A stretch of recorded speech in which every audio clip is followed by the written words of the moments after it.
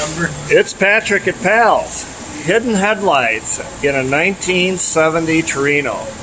In 1969 and 70, a lot of cars had hidden headlights. They're vacuum operated. Why is this one here? Well, you can see there's no egg crate on the door. We're going to put a new egg crate on it. That's your trim. That's sitting right up here. And also, we're going to convert these from the vacuum operation, it doesn't work very well, to an electric system, which will work much better. Right now, the headlight doors will come up when they're not supposed to, and when you want them to work, they'll work very slowly or not at all. So we're going to fix that by putting an electric conversion onto it. And that's what Jim's working on right now. If you've got a 70 Torino and you've got hidden headlights and you want them to work properly, bring them to Pals. We'll do an electric conversion. See you soon.